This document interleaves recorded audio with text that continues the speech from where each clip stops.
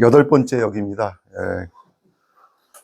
오늘 제목은 제가 라투르의 키워드 중에 이제 생산 대 생성이라고 하는 대립되는 개념인데, 라투르에서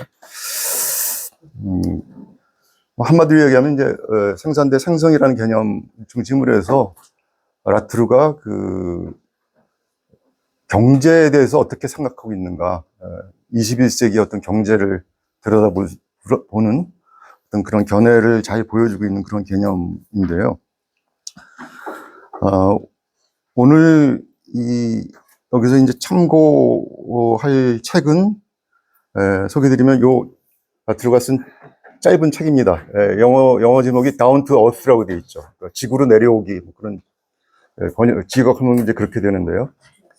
원래는 이제 프랑스에서 2017년에 프랑스어로 발표를 했고, 바로 이제 그 다음 해 2018년에 영어로 요거는 이제 영어, 제가 불어를 못 읽어서, 영어 책을 저는 이제 먼저 읽고, 보다시피 이제 라투르 책 중에서 굉장히, 짧고, 그리고 짧을 뿐만이 아니라, 짧은 것도 굉장히 난해한 것들이 많은데, 이 책은 굉장히 21세기의 현실을, 정치, 경제 현실을 다루고 있어요. 그래서 사회학자인 저한테는 굉장히 잘 이해되고, 라투르 어느 책보다도 잘 이해되고, 또 현실에 바로 연결이 되는 라투르의 견해를 보여주니까 흥미로웠던 그런 책이라고 볼 수가 있겠습니다. 우리말로도 관심이 있으시면 한번 이 책은 읽기가 어렵지 않으니까 여러분들 충분히 그냥 찾아서 읽어보시면은 충분히 다 이해하실 수 있는 그런 내용이니까요. 카이스트의 교수로 있는 박범순 교수라고 저하고 굉장히 친한 교수가 번역을 했어요. 그래서 번역도 괜찮습니다. 근데 한국어 제목은 좀 길어요. 지구와 충돌하지 않고 착륙하는 방법. 좀 길죠? 이 내용에서 라투르가 하여튼 얘기하고자 결국은 대안으로 제시하는 게 지구로 내려와라. 근대인들한테 이제 그거를 강조하는데, 근데 지구로 내려올 쪽에 너무 급작스럽게 이제, 예를 들어 비행기를 타고 있다, 이렇게, 이제 우리가 상상을 하면은 그게 너무 땅으로 내려오는데 경착륙을 하면 안 되잖아요. 너무 빠르게 내려와서 확 땅하고 부딪히면 폭파해버리니까. 그렇지 않고, 근대인들은 지금 비행기를 타고 저 하늘 위에 날고 있는데, 서서히 완만하게 내려와야 안전하게 내려올 수가 있죠. 그래서 라투르는 이제 그렇게 근대인들이 지금은 하늘 위에서 살고 있는데, 땅으로 안전하게 착륙하기를 바라는 이제 그렇기 때문에 이제 한국말 제목을 그걸 이해해서 지구와 충돌하지 않고 착륙하는 방법, 이렇게 하여튼 지구로 내려오기입니다. 지구로 내려오는데 안전하게 서서히 점진적으로 내려와라, 이제 그런 얘기죠. 이 책에서 다루고 있는 내용은 바로 지금 인류세의 정치 경제 현실입니다. 현실을 라투르가 자기의 이론적인 관점으로 이제 21세기 우리가 살고 있는 정치 경제 현실을 분석한 그 책이고, 거기에 대한 처방까지 이제 끝에서 제시하고 있는 그런 책인데요. 오늘 다룰 내용은 정치 경제를 이 책은 다 다루고 있지만, 정치에 관한 내용은 오늘 약간만 앞에 서두에 이제 조금만 다루고, 주로 경제에 관한 거를 다루려고 해요. 생산과 생성, 이 개념의 대비를 중심으로 해서. 왜냐하면 정치에 관한 내용은 다음번 9강에서 또 생태 계급이라는 또 다른 책에서 또 더 많이 다루고 있거든요. 그래서 그때 한꺼번에 라투르의 정치관에 대해서 이제 그때 더 다루려고 하고요. 오늘은 주로 경제 문제를 주되게 초점을 맞춰가지고 다루려고 합니다.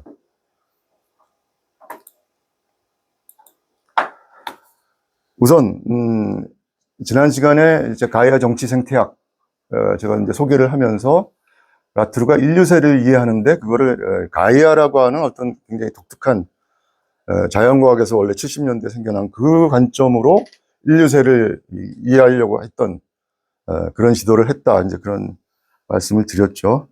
그것이 왜 필요하다고 라투르는 보냐면은 다시 한번 여러분들에게 이제 리마인드를 해드리기 위해서, 인류세를 보는 많은 관점들이 있을 수가 있는데, 인류세라는 그 명칭 자체도 그렇고, 그러니까 인간이 지구를 변화시킨 시대, 그런 거 아니에요? 근데 그거를 고지고대로 하면은 인간이 여전히 주체고 지구는 객체가 되는, 인간은 능동적이고 지구는 수동적인 어떤 물질 같은 게 되는 이런 관점이 그 인류세라는 명칭 자체에 이렇게 좀 배어 있고 실제로 인류세를 그런 식으로 해석하는 사람들이 많거든요. 근데 라트르는 그건 잘못된 거라고 봤어요. 인류세가 의미하는 거는 인간이 지구를 변화시켰지만 이 지구가 그냥 죽어있는 물체, 객체가 아니라 가이아는 지난 시간에 제가 소개한 대로 가이아는 지구에 있는 생물들이 자기가 살기 좋게 지구의 환경을 변화시킨, 무생물적 환경을 변화시킨, 그러니까 지구의, 예를 들어서 지난번에 제가 예를 든 게 이제 린마글리스가 얘기한 건데 시아노박테리아라고 하는 미생물이 지구의 대기를 변화시켰죠. 지구에는 원래 산소가 없었는데 그 생물이 살 수가 없는 환경이었는데 산소를 광합성을 통해서 이제 계속 만들어내 가지고 육지까지 다 그 산소가 퍼져서 지금 우리가 살고 있는 이 되는 한 지구의 대기의 한 21%를 산소가 차지하는, 이게 이제 인간이며 이 생물들이 살기 가장 좋은 대기 상태거든요. 그런 걸 만들어낸 거는 사실은 미생물이었다는 거죠. 그래서 지구에 원래 그런 게 아니었다는 이제 그런. 그래서 가이아라는 어떤 그런 가이아를 연구했던 그 러블록과 마글리스가 바로 이제 그런 거를 밝혀낸 건데 그 얘기는 뭐냐면 가이아라는 게 살아 움직이는 어떤 그 생명체 비슷한, 그래서 이 인간만이 행위자가 아니라 가이아도 역시 여러 다양한 행위자들도 이루어진 어떤 그런 존재로 볼 수가 있다. 그래서 가이아라는 거는 그냥 죽어 있는 인간이 뭐 경제 활동을 해가지고 뭐 막 뭐 이산화탄소를 뿜어내면 그거를 그냥 지구는 뭐 그냥 변화만 하는, 수동적으로 받아들이기만 하는 게 아니라 거기에 반작용을 하는 그런 실체로 본다는 거죠. 가이아는 뭐 반작용을 하는 어떤 그 행위 능력이 있는 것으로 본다는 거예요. 그래서 이제 라투르는 바로 가이아의 그런 어떤, 가이아라는 개념이 그런 걸 의미하기 때문에 인류세를 이해할 적에 인간만이 능동적인 주체고 지구는 수동적인 객체, 이런 식으로 보고서 인류세를 얘기하는 게 아니라 이 지구를 가이아로 보면서 가이아의 관점에서 보면 이건 살아있는, 그래서 가이아의 어떤 그런 생물과 무생물 간에 여러 복잡한 피드백 루프가 있는데, 그 연결망이 있는데 그게 인간이 배출해낸 어떤 온실가스를 어느 단계까지는 그냥 거기서 흡수해가지고 그 피드백에서 자연스럽게 아무런 큰 변화 없이 흡수해서 이제 지구의 기온을 일정하게 유지를 시켜왔지만 그게 이제 홀로세인데 어느 정도 선을 넘어서면 더 이상 이 가이아가 그대로 기존의 피드백 시스템에 안정된 그 균형 상태를 유지하지 않고 격동을 하게 되는 거죠. 격동을 하게 돼가지고 이제 이 균형이 깨지면서 엄청나게 기후가 엄청나게 급격하게 변화하고 뭐 생물들이 죽고 이제 이런 지구의 어떤 그런 조건이 엄청나게 변화하게 되는, 이걸로 바뀐다는 거예요. 그래서 그거를 이제 라투르는 그걸 가이아의 침입이다. 가이아의 행위가 이제는, 과거에는 인간들이 뭐 가이아를 그렇게 의식하지 않고 그냥 마음껏 자기가 지구에서 뭐 경제활동, 정치활동 하면서 뭐 이산화탄소 뿜어내고 해도 가이아가 다 흡수해줘서 어떤 균형 상태를 이뤘지만 지금은 그 균형 상태가 깨졌기 때문에 가이아가 격동을 하고 있고 가이아의 행위가 인간 세계에 침투해 들어오기 시작했다는 게 바로 이제 가이아의 침입이라고 하는 개념으로 라투르가 표현하고자 했던 그런 것입니다. 그래서 라투르는, 그러니까 인류세라는 거는 그냥 인간의 행동에 대해서 지구가 그냥 수동적으로 그걸 뭐 파괴됐다, 이걸 나타내는 게 아니라 거기에 지구가, 그러니까 가이아가 아주 급격하게 반작용을 하고 있는 시대다고 하는, 가이아의 침입이 바로 인류세의 특징이라고 하는 거를 항상 강조를 하고 있어요. 그래서 이 가이아의 침입이라는 개념 속에서 기후변화와 팬데믹 같은 게 이제 가장 가이아의 침입을 나타내는 가장 좋은 어떤 그런 지표라고 볼 수가 있는데요. 우리가 이미 사실 폭염이 이미 오고 있죠. 5월 달인데 이걸 라투르가 보면 이건 가이아의 침입에 의해서 나타난 거다, 이렇게 보는 거죠. 가이아가 이제 행위를 하고 있는 거죠. 인간 세계에. 그래서 이 기후변화가 나타나니까 이제 인간 세계가 뭐 농업도 지금 이 지속될까 걱정할 정도로 이렇게 급격하게 변화하고 기후변화가 일어나면서, 뭐 온갖 게 다 이제 뭐 바이러스가 창궐하고 이제 이런 변화가 일어나는데 이거는 다 이게 라투르가 보기에는 다 가이아의 침입, 나타내는 어떤 현상이라고 보는 거죠. 그래서 이 기후변화 팬데믹이 결국 이걸 일으킨 건 뭐냐면은 지구에 아무 규제 없이 이산화탄소를 배출을 하고 했던 그런 근대 문명의 모순 때문에 나타난 그 결과가 결국은 가야의 반작용을 일으켰다. 그래서 가야의 반작용이 인간 세계에 미치는 여러 예측 불가능한, 우리가 다 가야의 침입이 어떤 영향을 줄지 우리가 다 지금 알고 있는 게 아니거든요. 이게 굉장히 가야는 복잡한 여러 생물과 무생물 간의 피드백 루프가 있기 때문에 그거를 우리가 과학자들도 다 지금 다 이해하지 못하고 있어요. 어느 정도 뭐 연구를 해서 어느 정도 그 피드백 루프가 밝혀진 게 있지만 그게 아직도 밝혀지지 않은, 이게 기후변화가 일어나서 예를 들어 시베리아 동토가 그럼 녹아가지고 거기에 수억 년 동안 거기에 동토 속에 잠겨있던 이 바이러스 뭐 세균들이 어떤 게 있고 그게 그게 정말 얼음들이 배빙돼가지고 거기서 바이러스나 박테리아가 다시 활동하기 시작하면 도대체 지구에 어떤 병이 펴질까? 아무도 지금 모르는 그런 상태라는 거죠. 그래서 이제 예측 불가능한 어떤 그런 상태. 그래서 이제 무서운 거죠. 가해의 침입이.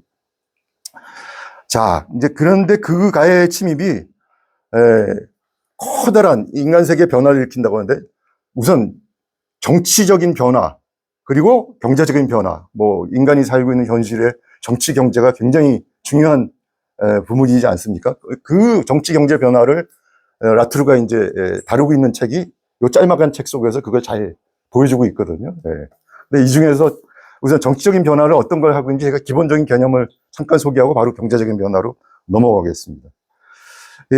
가야의 침입이 가져온 21세기의 정치적 변화에서 인류세를, 그래서 라투르는 이제 인류세라는 말이 너무 인간 중심적인 어떤 그런 뉘앙스로 들리기 때문에 라투르는 그걸 신기후 체제라는 말로 New Climatic Regime 뭐 이런 말로 개념을 고쳐서 부르고 있거든요. 그래서 라투르가 New Climatic Regime이라고 할 때는 그냥 딴 사람들이 얘기하는 인류세다 이렇게 생각하시면 되겠어요. 거기에 정치 변화가 급격하게 일어나고 있는데 그 정치는 어떻게 변화하냐면 어떤 유인자, 어트랙터는 원래 이제 복잡의 이론의 어떤 개념인데요. 끌개라는 개념인데요. 정치적인 끌개, 정치적인 유인자, 이게 정치적인 어떤 활동들을 끌어들이는 세 가지의 어떤 그 유인자, 이게 뭐 정치적인 이념이라고 불러도 좋고 정치적인 힘이라고 불러도 좋고 네 가지의 지금 정치적인 유인자가 생겨서 이것들끼리 서로 싸우면서 지금 21세기의 정치가 지금 전개되고 있다. 라트는 그렇게 설명을 하고 있죠. 우선 가장 오래된 것이 로컬이라고 하는 라트가 로컬이라고 이름 붙인 정치적인 유인자예요. 이거는 쉽게 생각하면 로컬이란 말 여러분 다 아시죠? 그러니까 지역 공간적으로 보면 그냥 우리가 생각하는 지방 생각을 해가지고 크게는 로컬의 큰 거는 이제 국가죠. 한 나라 정도 되는. 그래서 자기의 지방, 자기의 나라를 굉장히 중요시하고 그걸 중심으로 해서 어떤 근대화를 추구하는, 그게 바로 라투르가 생각하는 로컬이라고 하는 정치적인 유인자예요. 그러니까 그거는 민족 국가주의죠. 민족 국가주의. 로컬. 그 로컬이라고 하는 거는 대체로 1945년도에 그 이전에 물론 서유럽이나 이런 나라들은 다 민족국가, 독립적인 민족국가로 해서 제국주의까지 됐지만 2차 대전을 겪은 다음에 이제 많은 비서구 제3세계 국가들이 다 정치적인 독립을, 그러니까 민족국가로서 정치적인 독립을 하면서 다 서구와 비슷하게 어떤 그런 산업화, 근대 문명 이런 것을 받아들이고 추구하기 시작했거든요. 한국도 마찬가지죠. 45년대 해방되면서 어떻게 됐냐면 다 서구, 우리가 식민지가 된 건 다 뭐 다른 제3세계도 식민지 경험한 나라도 다 마찬가지거든요. 그러니까 우리가 식민지로 서구에 이렇게 지배를 받은 거는 우리가 근대 문명을 일찍 받아들여서 발전시키지 못했기 때문이야. 그러니까 빨리 우리는 근대 산업 문명을 발전시켜야 돼. 이런 식으로 이제 국가의 어떤 발전 방향을 정하고 이렇게 추진을 했던 거죠.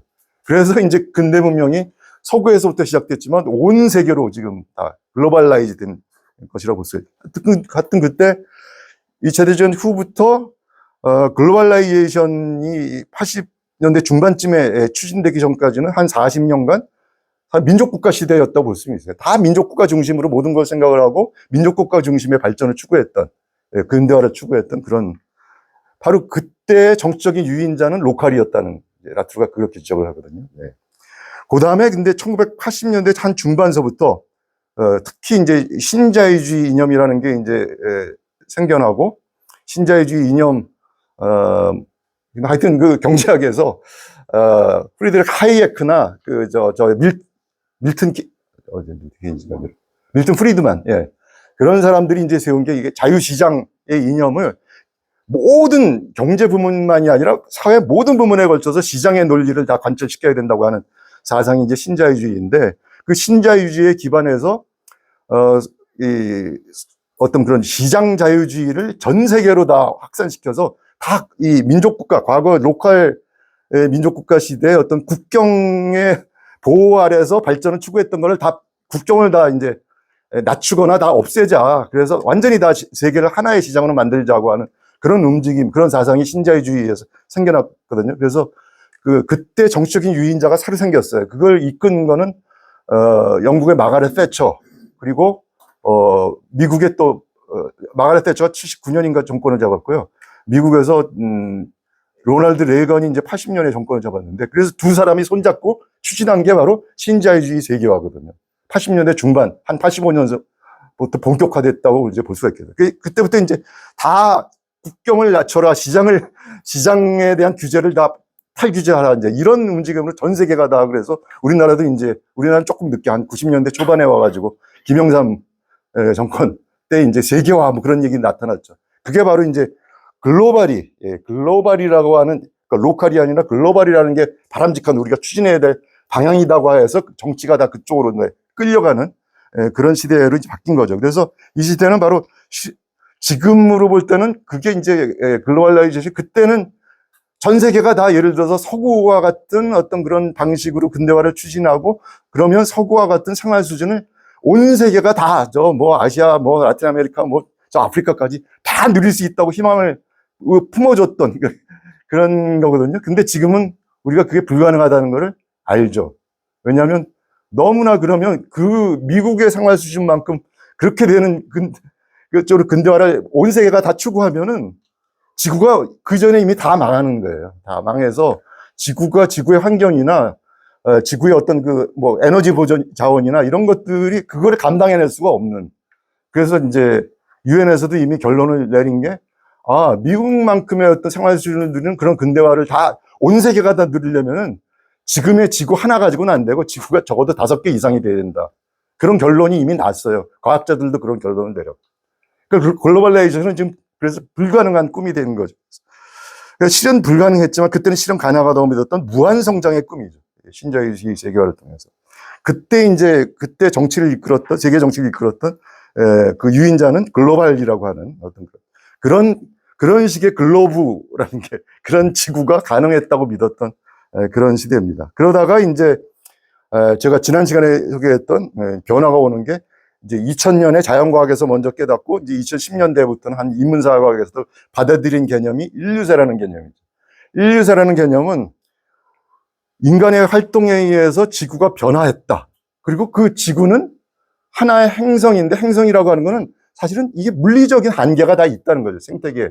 여러 가지 기후며, 거기에 어떤 해양이 견딜 수 있는 어떤 산성화나, 그런 정도며, 어떤 그런 여러 가지 자원 부존이며, 여러 가지가 다 이 생태계에 근본적인 물리적인 한계가 있다고 하는 걸 자연과학자들이 연구해서 인류세의 개념 이후에 발표를 했어요.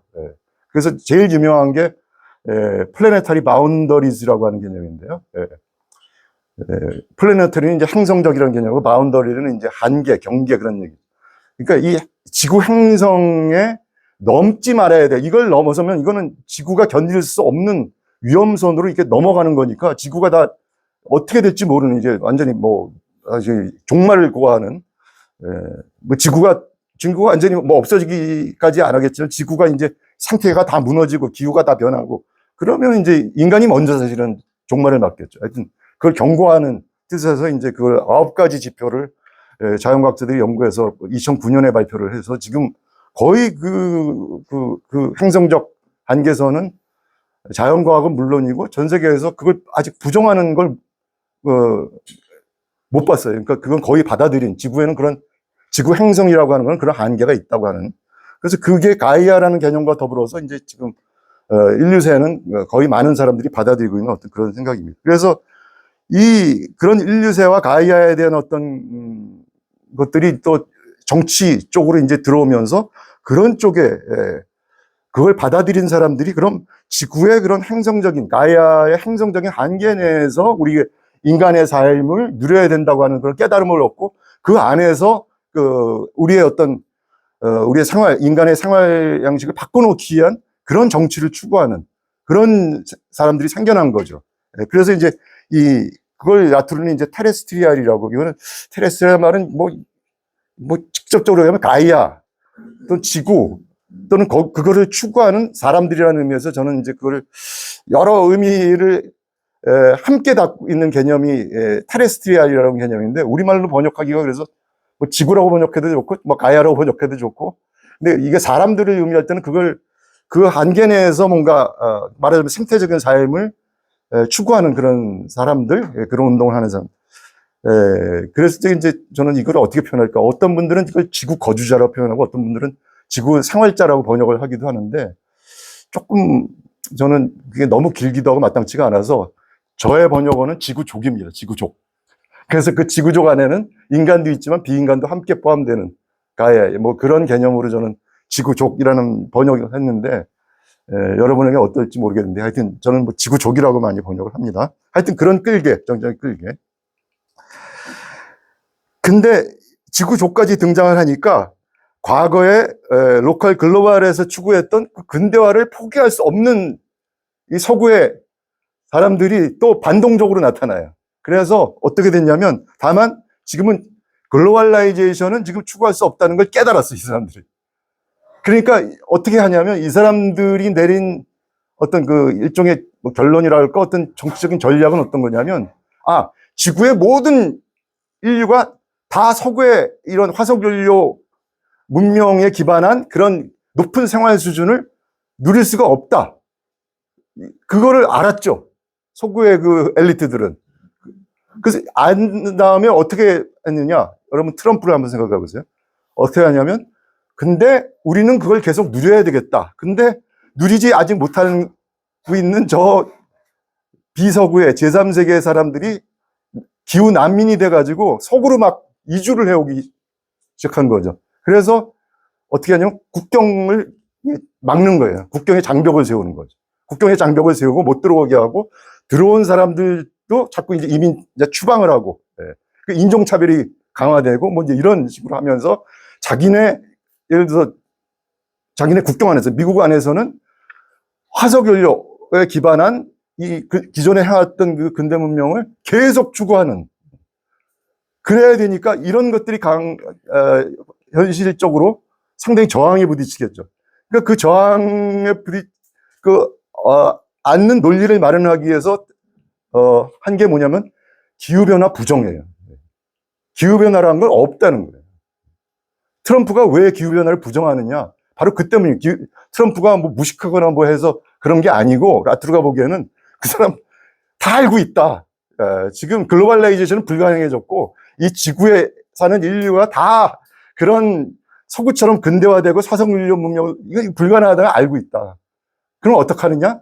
우리만이라도 우리 국경 세우고 우리는 딱 그러니까 왜냐하면 그렇게 트럼프가 할 수 있는 게 이게 지금 보면은 기후변화라고 하지만 기후변화를 주로 일으키는 거는 근대화되고 이 나라들인데 그거에 피해를 겪는 거는 그 나라들은 차라리 적게 입고 비서구 제3세계 못 사는 나라들이 더 많이 거기 뭐 바다에 잠기고 뭐 하고 더 많이 겪고 있거든요. 한 나라 안에서도 그렇죠. 잘 사는 사람들은 비교적 안전한 지역에서 살고 있고 뭐 폭염이 오더라도 다 에어컨 틀면서 살고 있고 피해를 당하는 사람들은 저 뭐 시골에 사는 에어컨도 틀 수 없는 가난한 사람 이렇게 이제 나눠져 있으니까 말하자면 트럼프의 전략은 이 현실을 다 알고 있으면서 이걸 딱 막는 거예요. 막아서 저들이 우리를 모방해서 우리하고 같은 생활을 하자고 누리는 이걸 막아버리는 이제 그런 식의 전략을. 그래서 라투르는 그런 걸 추구하는 게 이제 영국이 다 2016년에 그 일이 일어났는데 2016년 6월에 영국이 EU에서 바로 이제 우리 영국이 떨어져 나와서 우리는 따로 우리 이거 과거에 이제 민족주의를 강화하면서 영국만은 따로 어떤 그런 더 경제 성장을 추구하자 해가지고 먼저 떨어져 나왔고요. 이유 때문에 우리가 여러 가지 규제를 받는다. 또는 뭐 기후에 대한 어떤 그런 더 강한 어떤 규제 이런 걸 해야 되는데 그런 걸 좀 안 하고 더 이제 경제 성장을 추구하는 어떤 그런 거를 그리고 이제 그해 12월에 드디어 이제 미국에서도 트럼프가 당선이 돼가지고 트럼프에 의해서 이제 미국이니까 세계적인 영향이 크잖아요. 본격적으로 이제 기후변화 부정을 이제 높이 소리치고 그 유엔 기후변화 협약에서 탈퇴를 하고 이제 이런 일들이 벌어지는 거죠. 그리고 트럼프가 이제 바이든으로 바뀌어서 바이든은 이제 글로벌라이전, 아까 얘기하는 글로벌을 추구했던 사람인데 다시 트럼프가 재선을 하면서 2016년에 그 첫 번째 뽑혔을 때 그 정책으로 다시 돌아갔죠. 그래서 바로 그런 걸 추구하는 이거를 이제 그 이념적으로 보면 인종차별적이고 하기 때문에 국경 강화 세워하기 때문에 극우민족주의거든요. 극우민족주의. 그런 정치적인 유인자를 라투르는 이게 이 지구의 이 기후가 변화되고 이 현실을 말하자면 현실 부정적인 세력이라고 그래가지고 이 세상 밖이라고 이름 붙였어요. 이게 상당히 비판적인 명칭이죠. 이 세상 밖, out of this world. 그러니까 이거는 결국은 이 지구 현실을 부정하는 자기네만의 어떤 유토피아를 해서 사람들이 갖다 말하자면 좀, 나쁘게 하면 사람들을 속여서 이렇게 끌어내는, 이 극우적인 이념 속에 이제 끌어들이는 어떤 그런 거죠. 그런데 하여튼 이게 성공을 했어요. 그래서 유럽에도 많은, 뭐 정권을 다 잡지는 못했지만 정권을 잡은 나라도 있고 유럽에도 안 잡은 나라도 있고 한데 뭐 브라질이나 이런 데 또 지금 또 바뀌었지만 그때 보우사너가 트럼프를 모방해서 갖고 지금 아르헨티나 대통령도 다 트럼프주의자거든요. 그런 극우민족주의가 다 이런 걸 추구하는데요. 그러니까 우리는 화석물 연료 문명을 계속 추구하겠다. 기후변화가 여기서는 이제 없다고 보거나 아니면 있긴 있는데 인간 활동 때문이 아니라 그건 자연에서 생겨난 자연의 무슨 이 주기의 사이클에서 생겨난 현상이지 인간 활동 화석 연료를 우리가 사용해서 그런 게 아니야. 이런 식으로 이제 부정을 하는 거죠. 자, 그래서 이게 제일 마지막에 생긴 이 세상 밖에라는 어떤 정치적 유인자. 그래서 이 네 가지의 서로 다른 정치적인 유인자가 지금 21세기에 다 있는 거예요. 아직도 세계에. 그래서 서로 자기가 옳다고 이제 각축을 벌이면서 지금 벌어지고 있는 게 21세기 세계 정치의 어떤 다이내믹스다. 이제 라투르는 그렇게 보고 있는 거죠. 그거를 이 책에서 그림으로 요약을 해주고 있습니다. 그림 보이시죠? 이 책에서 이제 결론적으로 21세기 정치의, 인류세의 정치의 모습을 나타내는 그 요약한 건데요. 우선, 인류세라는 걸 자각하기 이전에 이게 이제 지구적 유인자인데 이건 없었죠. 그러니까 과거에 20세기 1945년부터 20세기 말까지는 이거밖에 없었어요. 유인자가 딱 두 개였어요. 처음에 로컬만 있었죠. 45년 이후에. 40년 동안 이게 이제 민족 국가주의를 이렇게 근대화를 추구하는 이게 생겼죠.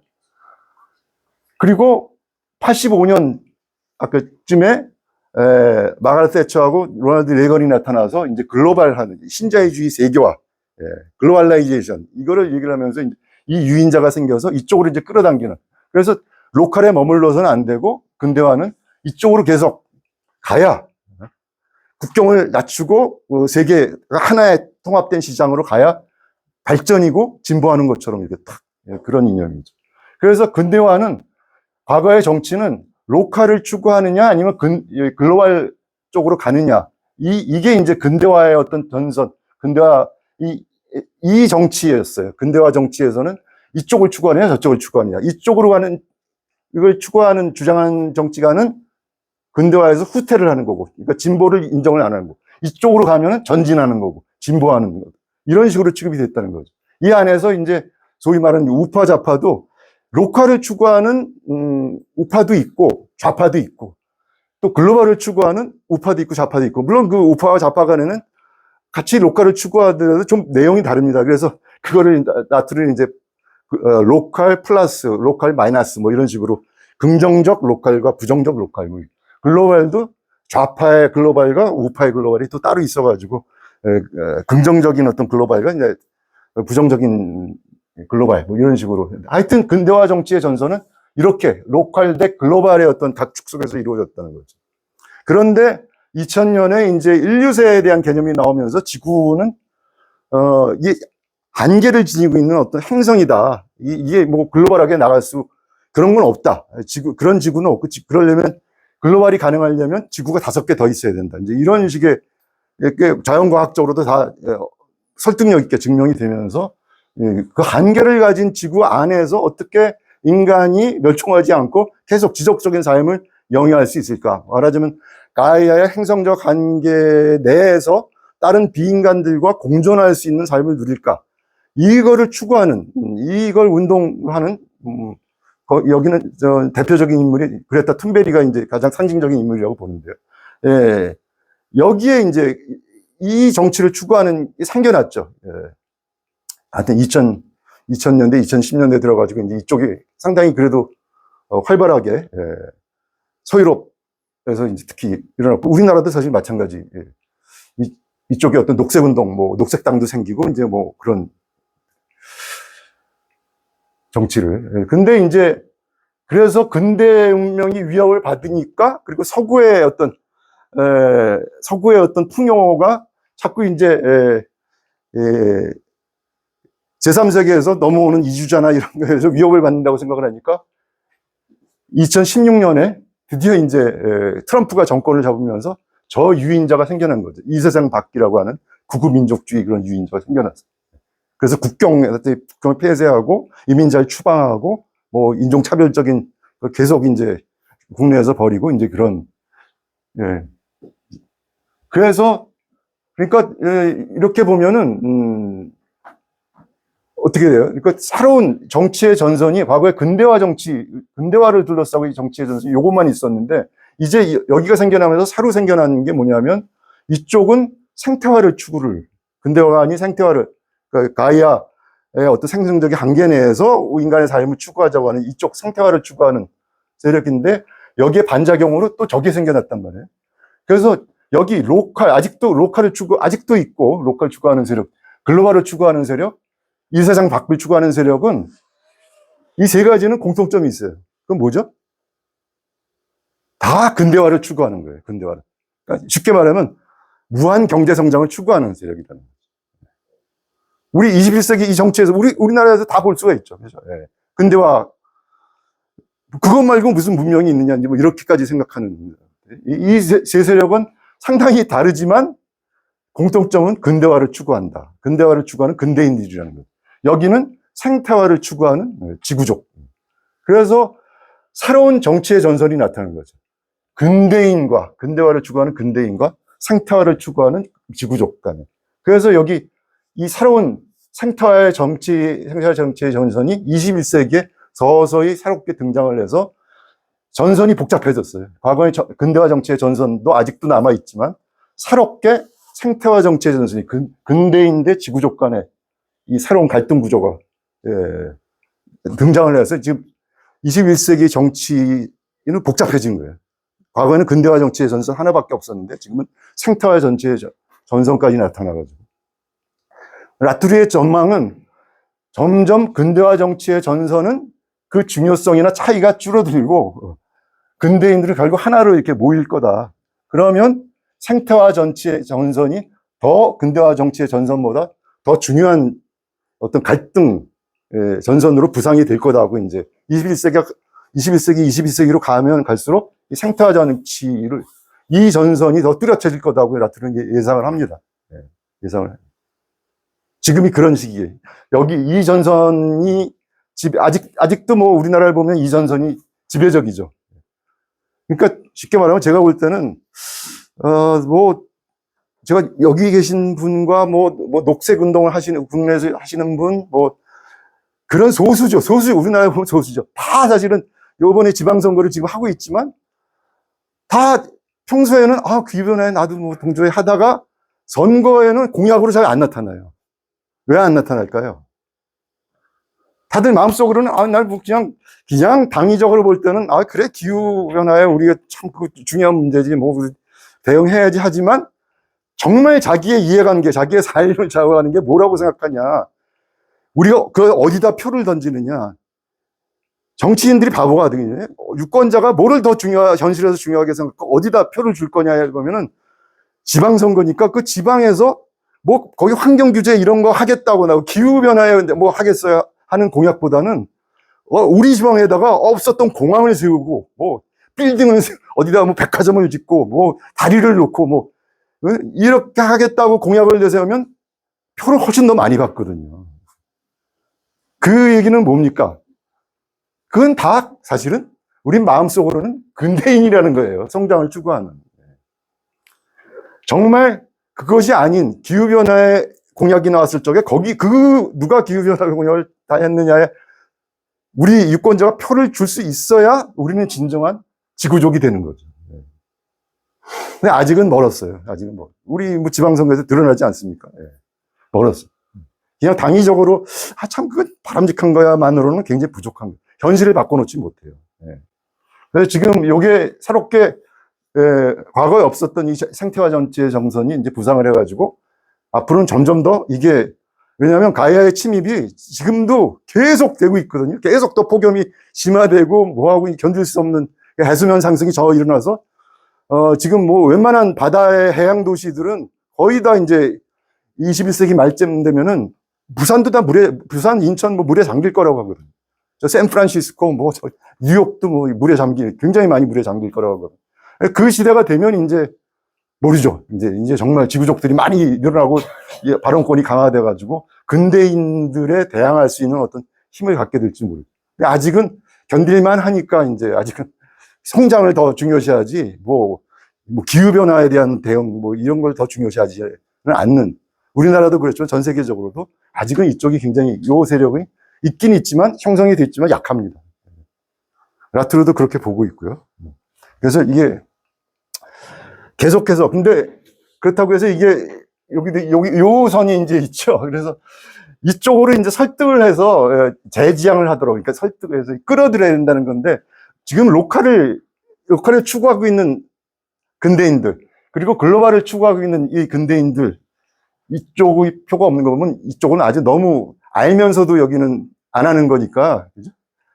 트럼프 같은 친구들은 몰라서 지금 안 하는 게 아니거든요. 기후변화를 부정하는 게 아니거든요. 라트는 그렇게 봐요. 그러니까 이 설득의 대상은 이쪽이죠. 현재 이쪽으로 가 있지만 여기를 어떻게 설득을 해가지고 이쪽으로 끌어들이는지. 뭐 지구적 이쪽을 추구하고 있는 사람들이 어디 뭐 없다가 뭐 어디 지구 밖에서 새로 생겨날 일은 없잖아요. 기존에 다 여기서 사는 사람들이잖아요. 근데 지금은 나는 주로 여기서 로컬 쪽을 추구하는 어떤 사람들이 있고 어떤 사람들은 글로벌을 계속 추구하게 돼요. 이 사람들을 설득을 해가지고 이쪽으로 끌어들여야 된다는 거죠. 그 선이 이 선입니다.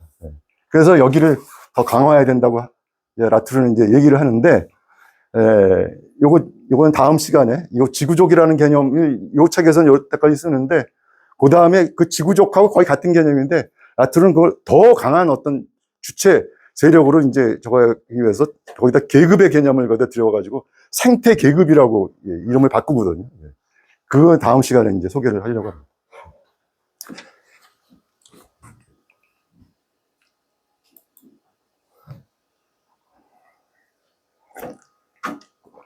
자, 그래서 지금까지 소개해드린 것이 이제 가야의 침입에 따른 어떤 그 정치의 변화의 어떤 그 아주 기본적인 라트르의 이제 그 관점, 그 개념들, 지금 뭐 네 가지 유인자를 중심으로 해서 소개를 드렸고요. 이제 드디어 경제적인 변화입니다. 시간은 이미 반이 넘었는데 빨리빨리 하도록 할게요. 여기 제가 정리를 비교적 제가 충실하게 잘 하였기 때문에 여기 정리한 걸 중심으로 해서 읽으면서 조금 더 부연 설명하는 쪽으로 이렇게 설명하겠습니다.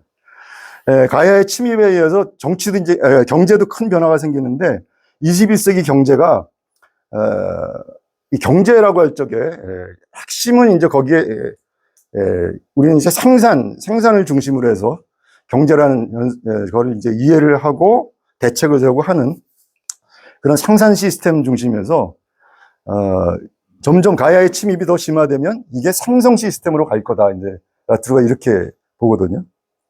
그래서 생산이란 개념에 대비되는 개념으로서 생성이라는 개념을 얘기하는데, 그게 각각이 어떻게 라트르는 이제 개념을 정의하는지는 조금 이따 소개할게요. 그 이전에 먼저 경제라는 것, 여기서 경제라고, 라투르가 경제라고 얘기할 때 이거는 우리가 흔히 이제 자본주의라고 이제 하는 것과 거의 마찬가지 개념으로 지금 쓰고 있다 이렇게 생각을 하시면 될 것 같아요. 라투르는 자본주의 같은 개념은 제가 이제 앞에서 설명했지만 자연, 사회 이제 이런 게 개념이지 실제가 아니라고 이제 라투르가 얘기한다고 그랬잖아요. 행위자 연결망 이론에서. 그와 마찬가지로 자본주의라고 하는 거는 인간이 구상해낸 추상적 거대한 어떤 그 개념이지 실제 현실은 우리가 자본주의라고 개념으로 쌓아는 뭉뚱그린 그 안에 여러 가지 연결망들이 사실 함께 이렇게 구성이 되어 있다고 라투르는 보거든요. 그래서 그거를 자본주의를 그냥 뭉뚱그려서 보면서 이 자본주의가 잘못이니까 자본주의를 바꿔야 돼. 이렇게 하는 거는 올바른 현실 진단도 아니고 대책도 그래서 안 나온다는 거죠. 그래서 이제 자꾸 뭐 자본주의라고 해놓고선 그걸 이제 뒤집어 엎는 사회주의 혁명으로 가자고 하는 막스주의에 대해서 라투르가 이제 계속 비판적으로 보는 거는 그거는 지금 현실 진단이 지금 너무 불가능한 총체적인 시스템으로서 자본주의를 얘기하면서 그거를 바꿔놓으려니까 혁명밖에 대안이 없는 거예요. 이게 체제 자체가 또 완전히 다 뒤엎어버리는 어떤 그런 단절적인 저걸 얘기하는데 그건 사실 현실에서 불가능한 어떤 그 얘기를 하고 있다고 라투르가 얘기를 하고 있어요. 예를 들어서 막스주의 미국의 유명한 문학 비평가가 있는데 24년도에 돌아가십니다. 프레드릭 제임슨이라고 하는 문학 쪽에서 굉장히 유명한 분이 있거든요. 이분이 한 유명한 말이 있어요. 유명한 말이 뭐냐면 자본주의의 종말을 상상하는 것보다 세계의 종말, 여기는 세계는 주로 지구, 자연을 의미한다고 생각하시면 돼요. 세계의 종말을 상상하는 게 더 쉽다. 얼마나 우리가 자본주의 경제를 당연시하고 찌들어서 살고 있냐면 그 자본주의가 너무 지금 자본주의 역사는 보통 얘기하는 게 산업혁명부터 시작하면 한 200년 정도 되는 거라고 볼 수가 있는데 그 종말을 상상하는 것보다 세계의 종말을 상상하는 게 더 쉽다. 이런 말이 굉장히 이렇게 많은 사람들에게 회자되거든요. 예. 재밌죠? 예. 그게 웃기잖아요. 아니, 지구의 종말, 자연의 종말이 있으면은 상식적으로는, 그 위에서 자본주의가 생겨난 거니까 지구가 종말을 맞으면, 파국을 맞으면은, 자본주의가 당연히 없어지는 거다. 이렇게 우리 상식적으로 이렇게 생각을 하지만, 실제 우리 살고 있는 현실로 돌아가면, 자본주의는 도저히 안 없어질 것 같아. 그죠? 우리 인간이 거기에 푹 쩔어서, 거기에 다 지배당하고 살고 있다고 이게 생각이 들기 때문에. 예. 라투르가 이제, 바로 이제 그런 개념으로 역시 이제 경제라는 개념이 그렇다는 건데요. 오늘날 근대인들은 경제 또는 자본주의라는 거대한 물질적 실체가 원래부터 세계에 존재한다고 착각을 하지만, 그래서 라투르는 이게 심지어 이제 말하자면 과거의 자연이라는 개념과 비슷하게 우리는 지금 경제, 자본주의라는 거를 제2의 자연처럼 생각을 한다는 거예요. 세컨드 네이처처럼. 당연한 어떤 그런, 우리가 살고 있는 어떤 현실이고 어떤 기반이고 한자. 그런데 경제라는 거는 사실은 18세기 서구에서 개발된 회계 시스템, 시장 규칙, 통계 지표, 인간의 이기심 모델, 이건 심리학에서 호모 이코노미쿠스 문제, 그런 각자 인간들은 이기적인 저걸 추구한다고 하는 그런 인간 모델. 이런 것들로 표현되는 수많은 인간, 비인간 행위소들의 결합으로 만들어낸 사실 특수한 네트워크다. 네트워크라는 게 역시 이제 행위자 연결망 이론의 어떤 관점이 여기 딱으로 바라보는 거죠. 경제라는 것과 이게 자본주의라는 것은 그런 네트워크라는 거예요. 네트워크라고 볼 수 있다는 거예요. 18세기에 개발된. 그런데 지금은 우리가 인간과 사물과의 관계, 인간과 비인간과의 어떤 물질적인 관계를 생각할 때는 당연히 경제 중심으로, 경제적인 관계로만 이렇게 생각을 하는데, 근데 원래 사실 한번 돌아가 보자. 이제 인간과 사물이 맺는 관계는 원래 가이아의 다차원적인 생성 과정, 이게 생명과 생명끼리의 어떤 그런 관계라는 거죠. 그래서 그 관계에는 훨씬 더 경제적으로 우리가 생각하는 그런 돈으로 환산되는 그런 관계 말고, 우리의 어떤 그런 예를 들어 반려동물에게 느끼는 어떤 그런 참 애정이나 뭐 이런 것처럼 정념, 애착, 돌봄, 상호 의존 등까지 이게 다양하게 다차원적으로 있는 게 인간과 사물이, 원래부터 인간은 사물과 그렇게 관계를 맺었는데 18세기에 바로 우리가 경제라고 불리는 또 자본주의라고 불리는 그런 회계 시스템, 시장 규칙, 하여튼 통계 지표를 이렇게 계산 가능한 어떤 것으로 만든 이 기법들. 우리 예. 장경인 선생님 계신데, 장경인 선생님이 잘 아시는, 바로 경영학의 여러 기법들입니다. 회계, 시장 규칙, 통계 지표, 이제 이런. 그 기법들의 네트워크라는 거거든요. 그래서 그걸로 이렇게 바꿔놓는 거예요. 사물과의 관계를 그쪽으로 딱, 예, 계산 가능한 것으로 이렇게 바꿔놓는. 그거를 경제화라고 라트루가 개념하고 불렀어요. 이코노마이제이션이라고. 경제화. 뭐, 다른 자본주의화. 거기 같은 말이죠. 우리 인간과 사물과의 관계는 원래 이런 경제, 자본주의라는 것이 나타나기 전에는 굉장히 다양하게 사물과 애착하고 사물을 돌보고 뭐 이런 관계들이 다양하게 다차원적으로 있었는데 이 경제, 자본주의 이런 네트워크, 특수한 네트워크가 등장을 하면서 사물과의 관계도 다 계산 가능한 어떤 이익, 비용 뭐 이런 식으로 그런 식으로 바뀌게 됐다는 거죠. 그래서 경제화는 이를 생산과 소비, 계산 가능한 비용이라고 하는 협소한 틀 안으로 밀어넣어서 단순화하는 이 조직화를 했다는 거죠. 18세기 이후에 인간들이 근대화를 추진한 인간들이 바로 그런 식으로 사물과의 관계를 굉장히 계산 가능한 식으로 어떻게 환원시키고 축소시켜 버렸어요. 그래서 우리는 비인간들과의 사물과의 관계를 지금 생각할 때는 우선 비용, 계산 가능한 비용부터 먼저 생각을 하는. 뭐 제가 저도 반려동물 키웠었고 사랑하는데 그 안에 정말 사랑만 있는지 계산을 안 하는지 저거 얼마짜리야 부터 시작해가지고 저거 내가 얻으려면 뭐 시장 가서 얼마 주고 살 수 있어 뭐 이런 식의 계산하는 게 아닐까.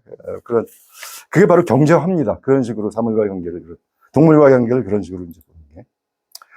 자, 조금 더 그런 이제 라트루가 얘기하는 생산 시스템. 지금은 그래서 경제라는 것, 자본주의라는 거는 생산 시스템을 핵심으로, 중심으로 해서 우리가 생각을 하는데 라트루도 그렇게 봐요. 지금 근대화라고 하는 것은 근대화는 생산 시스템 중심으로 경제를 생각하는 거예요. 생산 시스템, 이 세 가지 측면에서 그 특징을 한번 얘기를 할게요. 인식 지평의 면에서는 생산 시스템은 자연을 인간의 투입에 따라 산출물이 나오는 죽어 있는 배경, 자원으로 본다는 거죠. 그게 특징이에요, 생산 시스템은. 그리고 생산 시스템이 추구하는 목적은 한계가 없는 자유와 풍요, 끝없는 성장, 무한 성장을 향해서 나아가는 것이 생산 시스템의 목적이에요. 그래서 그런 생산 시스템의 특징은 생산 과정에서 발생하는 기후변화와 환경오염 등 이른바 그런 것들은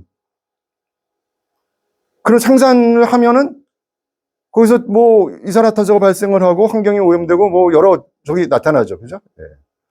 그런 것들은 생산 시스템에서 계산하는 그 비용 빠져 있어요. 제외되어 있어요. 그래서 경제학에서는 그런 것들을 뭐라고 하는지 아십니까? 기후변화나 뭐 환경오염이나 이런 것들은 외부 효과라고 불러요. externalities라고 불러요. 외부성, 외부 효과, 이렇게. 왜 외부성이 있어요? 그 경제 시스템 안에 있지 않다는 거예요. 밖에 있다는 거예요. 그러니까 경제 안과 경제 밖을 확연하게 구분을 하고 있죠. 생산 시스템 관점에서 그렇게 보는 거예요. 그러니까 생산 시스템은 그 생산 시스템을 이루는 생산에 들어가는 요소는 자본과 노동밖에 없어요. 그 나머지 뭐 환경 이런 것들은 나중에 부수적으로 나타나는 별로 중요치 않은 외부 효과를 이렇게 배제하는 거죠. 그런데 그 배제하다 보니까 근데 그 기후변화 환경오염이 생산 시스템 중심으로 해서 경제가 성장을 하면 할수록 너무 증가하는 거죠. 급속하게. 기후가 너무 이산화탄소 배출이 많아지니까 빠르게 변화하고 지금 인류세라고 부를 만큼 이렇게 바뀐 거잖아요. 그래서 20세기 중반쯤에 접어들면서 우리가 인류세가 그때부터 시작됐다고 하는 거는 이게 기후변화와 이 생산 시스템 중심으로 경제활동을 운영한 것에 그 외부 효과로 배제되었던 것들이 그냥 외부 효과를 취급해서 별로 경제에서 중요하지 않은 것으로 계속 치부할 수 있는 게 아니라 이게 계산 불가능한 거대한 위협으로 반격을 시작을 했다는 거죠. 그러니까 그게 반격을 시작했던 건 뭐냐면 경제 활동이 무너질 정도로, 경제 시스템이 망가질 정도로 지금 기후변화 심각한. 자원이 지속적으로, 뭐 기후변화가 일어나면 여러 가지 생산 활동에 지장이 가져오죠. 그죠? 그리고 자원이 부족해지고. 뭐, 그래서 이 생산 시스템 자체가 돌아가지 않을 정도로 이게 가이아가 반격을 시작한 것이 이제, 그래서 이게 기존의 생산 시스템 중심으로 인간과 사물의 관계를 딱 바라보는, 계산 가능한 것을 바라봤던 게 굉장히 협소하고 잘못된 뭐였다는 것을 깨닫지 않을 수 없는 그 시대가 된 것이죠.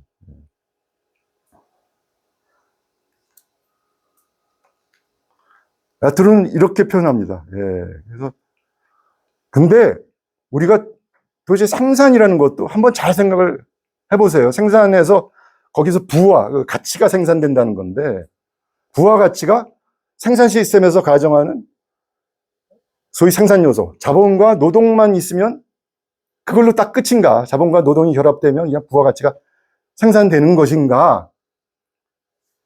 그 외부 효과를 배제되었던 그런 것들은 어떻게 되는 건가? 그러니까 이게 생산이 가능하려면은 거기에 뭐예요?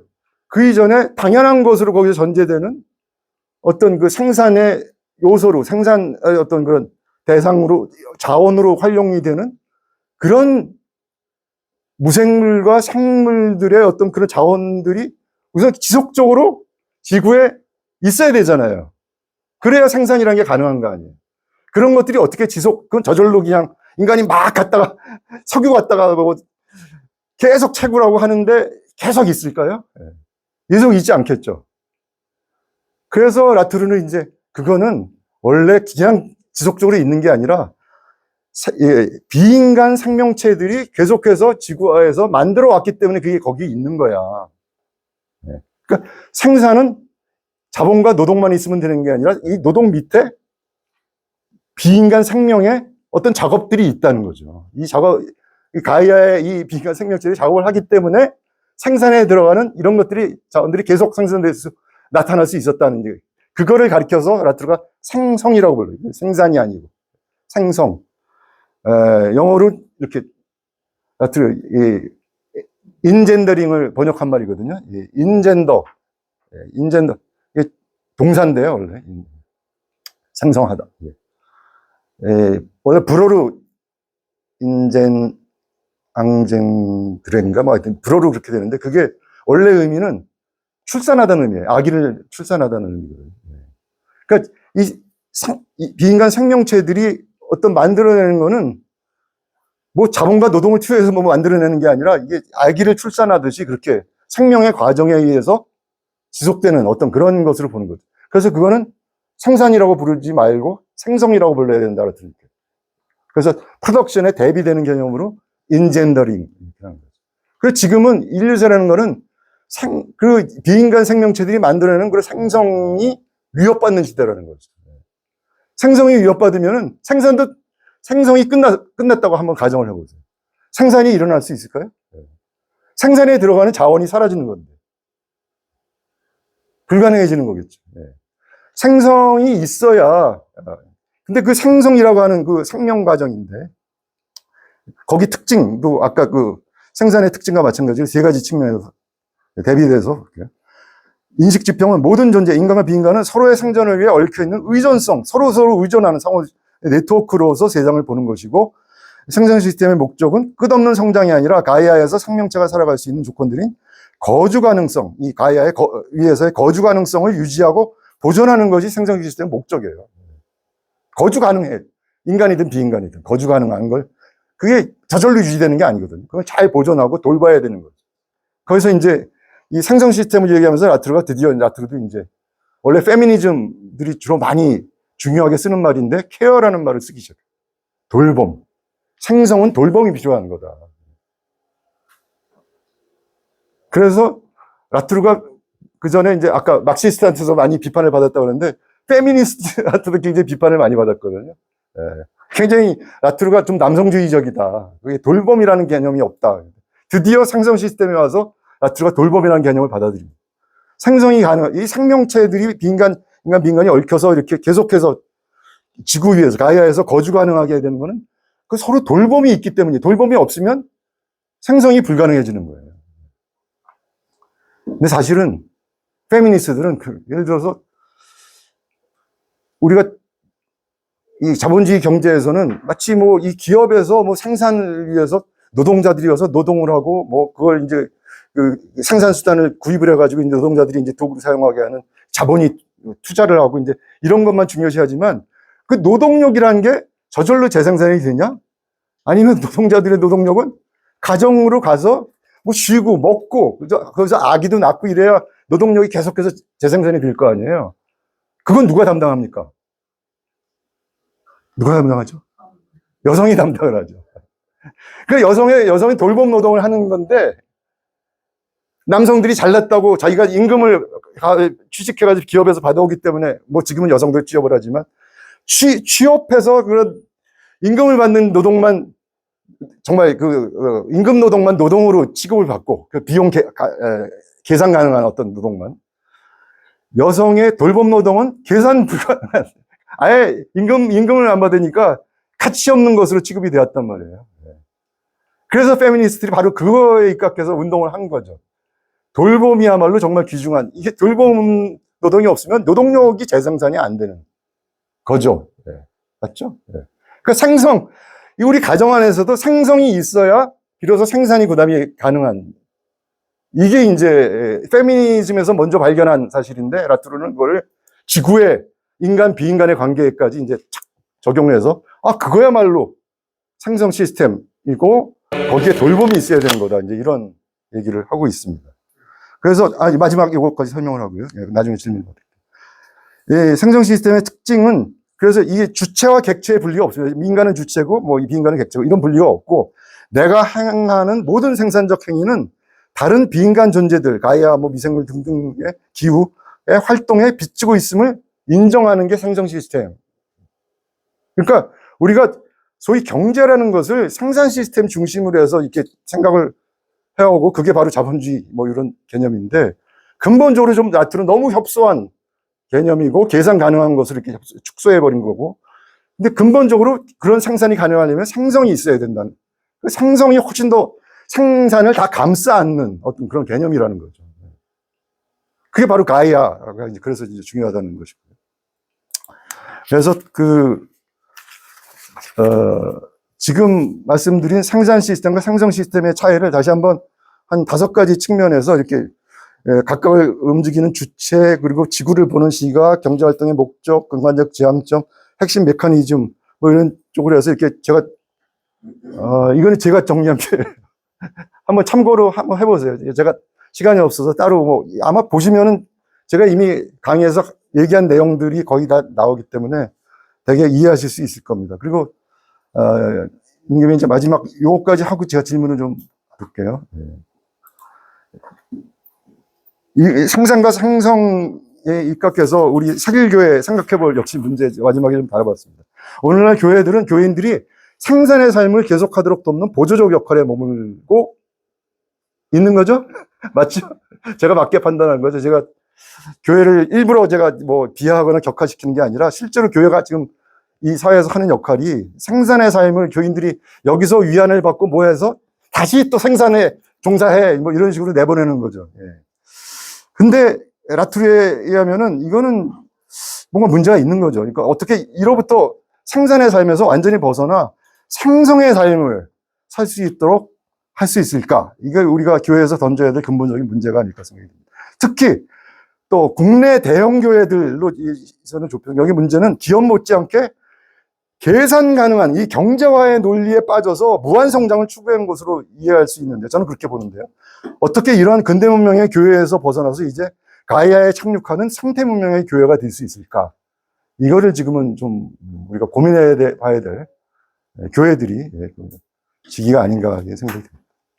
네, 죄송합니다. 우리 권진관 질문 좀.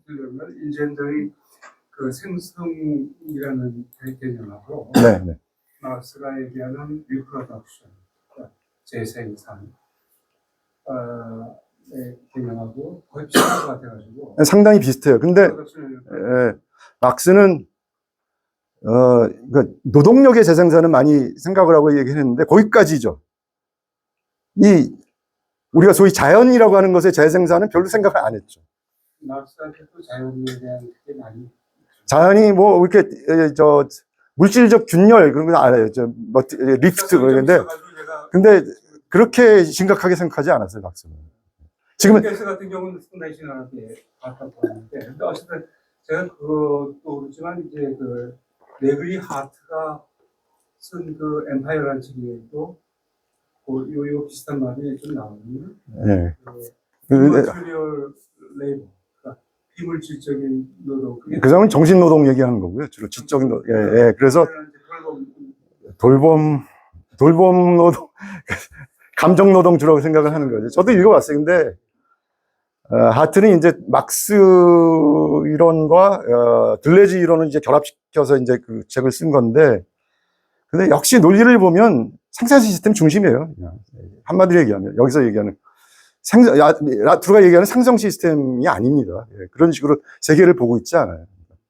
자본주의 완전히 다 지구를 집어삼켰다고 보고, 근데 라투르는 지구를 다 집어삼켰다고까지 보지는 않아요. 여전히 가이아가 있고 상성 시스템이 있고 어떤 그런 것이 더 중요하다고, 이제 이 상성 시스템이 없이는 생산 시스템도 유지되지 않는 것으로 라투르를 보니까, 어떻게 보면 더 좀 희망이 있는 거죠. 우리는 사실은 이 경제화, 18세기에 아까 제가 이제 경제화, 그것이 나타나기 전까지는 우리는 인간과 사물이 맺는데 그렇게 다 계산하고 생산 시스템 중심으로 살아오지는 않았어요.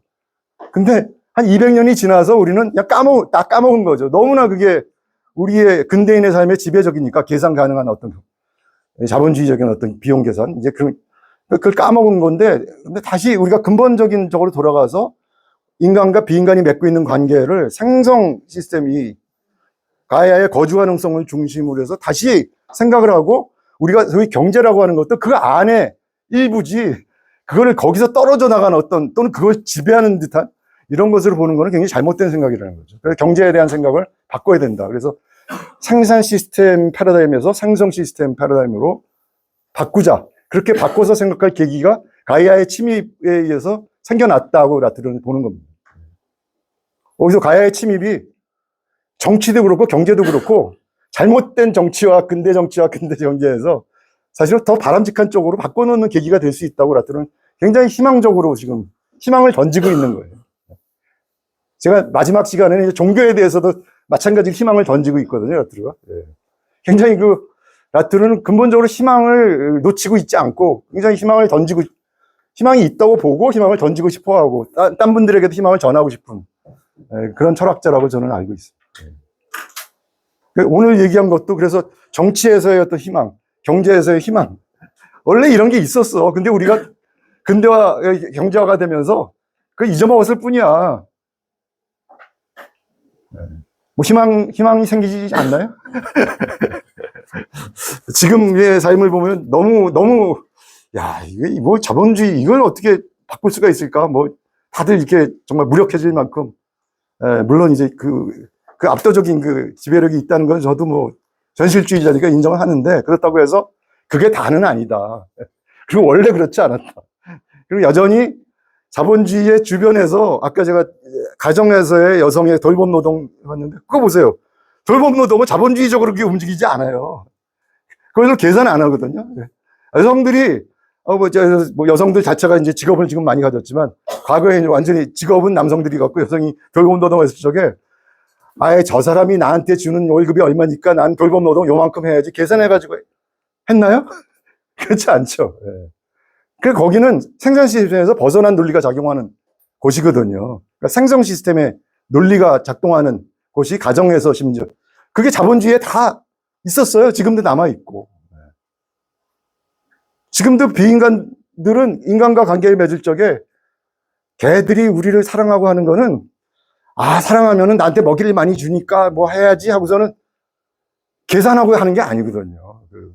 걔들은 기본적으로 뭐 유전자에 있는지 뭔지 모르지만, 사랑, 애착, 이런 것들이 있는 거예요. 그건 생성 시스템 안에서의 어떤 요소들이거든요.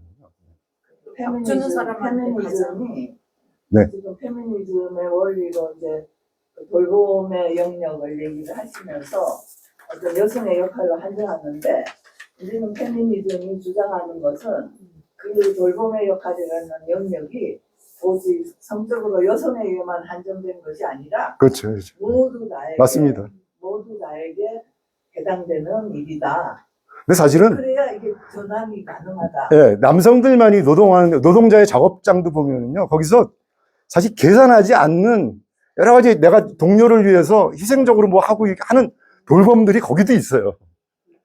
그러니까 다 이렇게 우리가 예, 이게 코스트로 다 계산돼 가지고 다 뭐 작업장, 이게 자본주의 기업 작업장에는 다 생산 시스템의 어떤 계산 가능한 예? 뭐 비용과 뭐 이익과 이런 거를 계산할 수 있는 이것만 이 논리만 작동한다고 생각하기 쉽지만 실제로 거기가 작동하는 거는 그 안에서 눈에 보이지 않는 우리가 의식하지 않는 돌봄들이 서로 동료끼리 뭐 하고 이런 것들이 다 작동하고 사실 있다는 거죠. 그러니까 자본주의 경제라고 해서 자본주의의 그 생산 시스템에 계산 가능한 논리만 작동하는 건 사실 계산 가능한 아마 있다면은 자본주의가 아마 끝날 수도 있어요. 그게 돌봄이 그 안에서 있기 때문에 이게 돌아가는 거지. 이게 뭐 그것이 없이는 그냥 이게 이익과 뭐 비용과 이익 요거 계산해 가지고 자본주의 다 돌아간다? 그건 경제학의 그 설명일 뿐이지 실제 현실은 그렇지 않다는 거예요. 현실은 훨씬 더 복잡해요. 다 이게 생산과 생성이 섞여 있습니다. 돌봄과 계산이 섞여 있는 게 현실이니까 현실을 똑바로 보고 좀 더 그 현실을 바꿔놓는 계산 중심이 아니라 계산할 수 없는 우리 생성 중심의 그걸 이제 바꾸자. 경제를 그렇게 보자. 이제 그렇게 같은 그런 제안을 하고 있는 거죠.